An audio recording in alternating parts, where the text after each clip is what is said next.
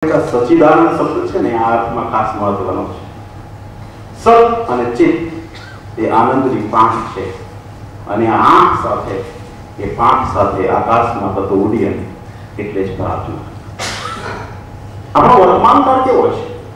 આપણી વર્તમાન જિંદગીને વર્ણવતા અશોકપુરી ગોસ્વામી લખે છે કે પોટાદ જેવો આજનો આ વર્તમાન છે ને કમ નસીબે આપણી રૂની દુકાન છે. વર્તમાન કાળમાં ભૌતિક સુખની એસણામાં, ભૌતિક સુખની આગમાં શાશ્વત સુખને સળગાવનાર આજના માનવી માટે પ્રાર્થના એ શાંતિનું પવિત્ર ઝરણું છે. પ્રાર્થનાથી પરિસ્થિતિ બદલાતી નથી, પણ મનોસ્થિતિ બદલાય છે. એટલા માટે જ ગાંધીજીએ કહ્યું છે કે જેવી રીતે માનવ શરીરને સ્વચ્છ અને શુદ્ધ રાખવા માટે સ્નાનની જરૂર છે ને, એવી જ રીતે આત્મા અને મનને સ્વચ્છ અને શુદ્ધ રાખવા માટે પ્રાર્થનાની જરૂર છે. સ્વામી વિવેકાનંદે કહ્યું છે કે જ્ઞાન માટે અને સત્યના પ્રકાશ માટે અવશ્ય પ્રાર્થના કરવી જોઈએ. તો દયાનંદ સરસ્વતી કહે છે કે પ્રાર્થના એટલે આત્માના અવાજને પરમાત્મા સુધી લઈ જવો. ગુણવંત શાહ કહે છે કે વાતે વાતે સામેના વ્યક્તિને થેન્ક યુ કહેનારો આજનો માણસ જીવન જેવી મહાન ભેટ આપનાર પરમેશ્વરની જો પ્રાર્થના ન કરે તો એના જેવો નમૂનો બીજો કોણ? પ્રાર્થનામાં નિષ્ફળતા સમ્ય છે, પણ પ્રયત્નનો અભાવ સમ્ય છે. એટલા માટે જ મરીજ કહે છે કે સાધના જ્યારે જીવનની રાગીણી બની જાય છે, રાતના અંધકારમાં એક રોશની બની જાય છે. તો પ્રભુ ભક્તિ એટલે શું છે? આપણી માટેની બનેલી કાયા પથ્થરની મૂર્તિ સમક્ષ ઊભી હોય અને મૂર્તિની આંખોની જ્યોતિ આપણી આંખોમાં પ્રગટે છે. પ્રભુ ભક્તિ પ્રભુની નિષ્ઠા કરી ભાવના ને હૃદયના નિસ્વાર્થ પ્રેમનું નામ ભક્તિ છે. જે રીતે પ્રેમ આંધળો છે ને, એમ ભક્તિ પણ આંધળી છે. ભક્તિને કોઈ ભાષા, જાતિ, સંપ્રદાય કે ધર્મના વાળા હોતા નથી, કારણ કે ભક્તિ એ હૃદયના શુદ્ધ ભાવનો ઉદ્ગાર છે, એ શ્રદ્ધાનો સંસ્કાર છે. એટલા માટે જ કહેવાય છે કે ભક્તિ એ બુદ્ધિનો વિષય નથી, ભક્તિ એ સમજણનો વિષય છે. ભક્તિ એ વિજ્ઞાનનો વિષય નથી, એ સમ્યક જ્ઞાનનો વિષય છે. ભક્તિ એ ચર્ચાનો વિષય નથી, આચરણનો વિષય છે. એ સ્વાધ્યાયનો વિષય નથી, પણ સમર્પણનો વિષય છે. પ્રાર્થના કોની કરશે? આમ તો પ્રાર્થના ભગવાનને જ કરવાની હોય છે, પણ ભગવાન કોણ છે નક્કી થાય એ પ્રમાણે પ્રાર્થના કરવાની હોય છે. ઘણા નોકરિયાત માટે પોતાના બોસ કે કંપનીના માલિક એના ભગવાન હોય છે. એટલે નોકરિયાત શેઠ કે બોસની સ્તુતિને ભક્તિ કરે છે, જેથી સારો ઇન્ક્રીમેન્ટ અને ઝડપી પ્રમોશન મળે. અમુક પતિદેવો માટે પત્ની ભગવાન સમા હોય છે, કારણ કે સાચા બોસનું સ્થાન એને પરાણે ગ્રહણ કરી લીધું હોય છે. એટલે હું પોતાની પત્નીની જ વાત કરું છું. હું જાણું છું કે અહીંયા બેઠેલા ઘણા લોકોના ચહેરા પર હાસ્ય દેખાય છે, કારણ કે બધા મારી જમાતના એવું લાગે છે. પ્રાર્થના ક્યારે કરશો? આપણે શાળામાં ભણતા ને ત્યારે પ્રાર્થનામાં ભાગ લેતા. અંતર મમ વિકસિત કરો અંતર તરહે, વૈષ્ણવ જનતો તેને કહીએ જે પીર પર આવી જાણે રે. એ પ્રાર્થનાઓ સાંભળીને એના નાદથી આપણું મન પાવન, પ્રફુલ્લિત અને શાંત થઈ જતું. અમુક તો આવી પ્રાર્થનાના સબૂરોને પણ આરડા સમજીને એમાં ઊંઘી જતા, અલગ વાત છે. જય સરામાં જતા ત્યારે મૈત્રી ભાવનું પવિત્ર જળનું એ કરુણાના કરનારા જેવા સ્તવનો ગાતા. એ શાળા બંધ થઈ, કોલેજમાં આવ્યા છે, પ્રાર્થના બંધ થઈ. કારણ કે પછી તો પૂજા અર્ચના ને આરતી, સાધના, શ્રદ્ધા ને શાંતિ અને જ્યોતિ ભાવના ને ભક્તિ બધી કોલેજ જ મળી ગઈ. દેરાસરનો ધક્કો શું કામ ખાવો? સંસારમાં રદ થઈને આપણે વિચાર્યા ત્યાં કે ભગવાનને ભજવાને તો ઘણી વાર. મિત્રો યાદ રાખજો કે સમયને ઉંમર હોતી નથી, પણ ઉંમરને સમય હોય છે. આપણે વિચારીએ કે ગણપણમાં ભક્તિ કરીશું ને ભગવાન એને ક્યાં રેઢો પડ્યો છે કે રસ્તામાં આપણને મળી જાય. એટલા માટે કહ્યું કે આજે ભજશું કાલે ભજશું, ભજશું આદિનાથ ક્યારે ભજશું પારસનાથ. श्वास कूट से नाड़ी टूट से, श्वास कूट से नाड़ी टूट से प्राण नहीं रे तारा अंग मान रंगा की जाने रंग मान तू रंगा की जाने रंग मान महावीर तना सत्संग मान आदिना तना तू रंग मान रंगा की जाने रंग मान तू रंगा की जाने रंग जीवन में આપણને દરેક પ્રસંગ માટે સમય મળે છે ફક્ત પ્રાર્થના પ્રભુ ભક્તિ માટે સમય નથી મળતો બાળપણમાં વિચારીએ છીએ કે જુવાનીમાં ભક્તિ કરીશું જુવાનીમાં વિચારીએ કે ગળપણમાં ભક્તિ કરીશું અને ગળપણ આવે ત્યારે વિચારીએ કે આવતા ભાવમાં કરીશું ફિલ્મ તીસરી कसम मुकेश नावाटे गवाले गीत તમે સાંભળ્યું હશે કે લડકપન ખેલ में खोया जवानी नींद भर सोया बुढ़ापा देख कर रोया बुढ़ापा देख कर रोया वही किस्सा पुराना है सजन रे झूठ मत बोलो खुदा के पास जाना प्रार्थना कया समय करवी प्रार्थना माटेनो योग्य समय तो सवारनो समय ज होई सके ज्यारे मन स्वच्छ ओपन एकाग्र होई सके शांत होई सके कारण के सवाરના એ સમયમાં વાતાવરણમાં નીરવ શાંતિ હોય પરમ તાજગીનો અહેસાસ હોય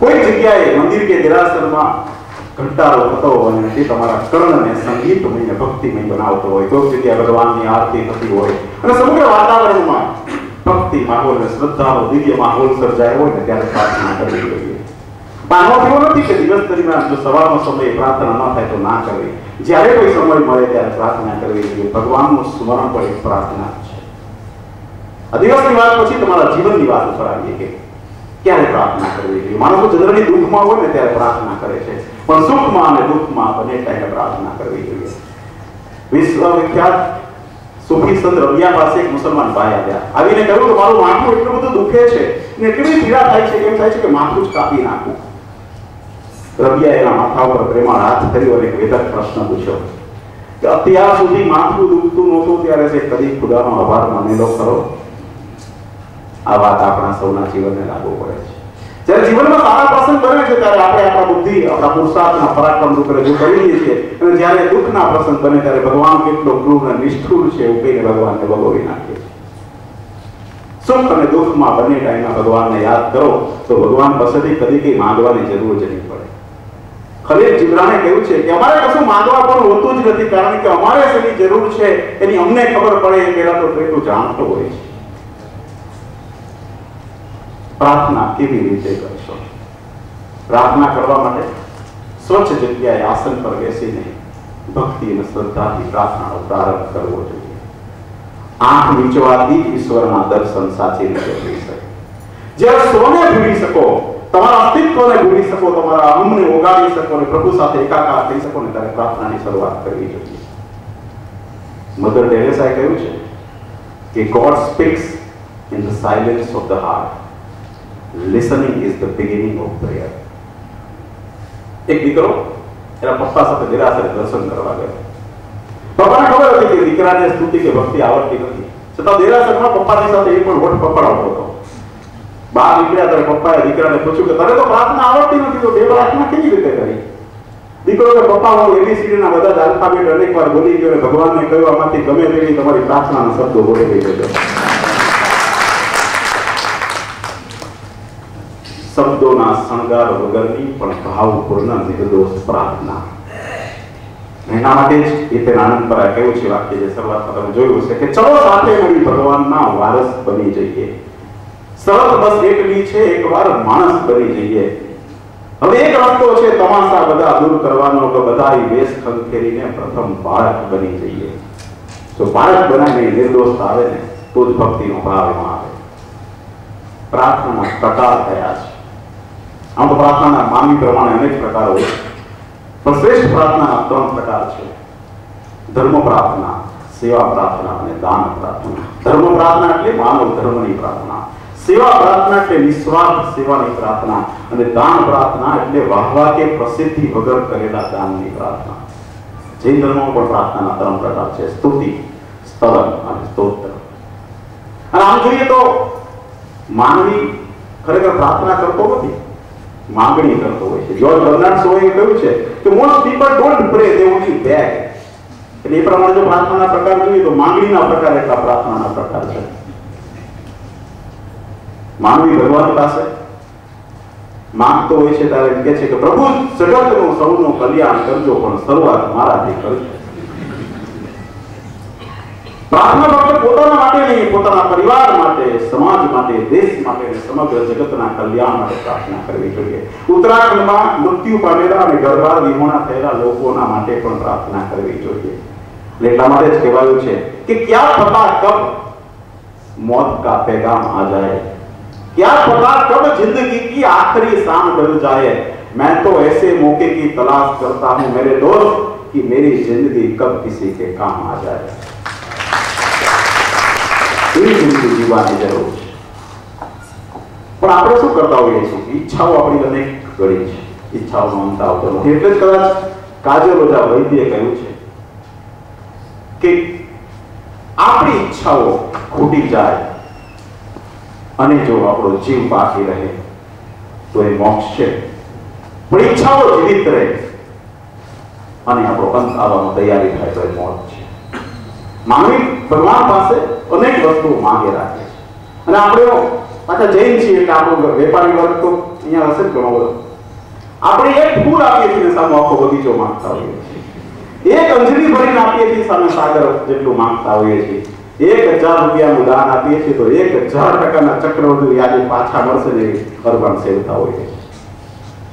અકબર બાદશાહ માટે ઇતિહાસ કે છે કે અકબર બાદશાહ કાયમ નમાજ પડ્યો ને એ પછી એક ખીરાત કરતો, એટલે કે દાન કરતો. એક વાર નમાજ પઢ્યા પછી એને પાછળ આમ દર્શન કરવા જોયું કે કોઈ માણસ માંગવા આવ્યો છે કે નહીં.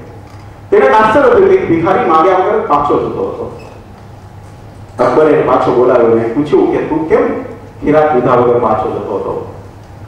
એટલે ભિખારી હસીને જવાબ આપ્યો કે હું તો આપણે શહેનશાહ સમજીને અહીં આવ્યો હતો, પણ ખુદાની બંદગી કરતી વખતે, નમાજ કરતી વખતે તમે પરવરદિગાર પાસે ભીખ માંગતા હતા. તમે કહેતા હતા કે મારું સૈન્ય સલામત રહે, મને પારાવાર ધન દૌલત મળે, મારી સલ્તનત કાયમ રહે. હું નાનો ભિક્ષુક ને તમે મોટા ભિક્ષુક. ભિખારીઓનો પણ કસૂર હોય છે. એક ભિખારી બીજા ભિખારી પાસે ભીખ માંગતો નથી. સહજ મિલે તો દૂધ બરાબર, માંગ મિલે સો પાણી. તો તમને નથી લાગતું કે ભલે અકબરના અને મોગલના શાસનોને સદીઓ વીતી ગઈ હોય, પણ આપણા સૌના દિલમાં હજી અકબર જીવતો બેઠો છે. અરે આમ જુઓ તો ભગવાને ઘણું આપ્યું છે, પણ આપણી બધાની પ્રકૃતિ કેવી છે? આપણે એવું માનીએ છીએ કે જે આપણને મળ્યું છે તો નસીબ જોગે મળ્યું છે, પણ ભગવાને રહેમ નજર કરીને આપણને હજી થોડું વધારે આપવું જોઈએ. આ આપણી બહુ મોટી ભૂખ છે. આમ તો ભગવાન ઘણું વરસ્યા છે, પણ આપણી જોડી જ કદી ભરાતી નથી. એટલા માટે કહ્યું કે તમે મન મૂકીને વરસ્યા અમે જન્મ જન્મના તરસ્યા. તમે મુસળધારે વરસ્યા અમે જન્મ જન્મના તરસ્યા. ઘણા માણસનું શું છે કે પોતાના સુખ કરતા બીજાનું દુઃખ જોઈને આનંદ આવતો હોય છે. એક વાર એક ભાઈને ભગવાન પ્રસન્ન થયા અને કીધું જે તું માંગ એ તને આપું, પણ એક શરત છે કે તને જે આપીશ એના કરતા બમણું તારા પાડોશીને મળશે.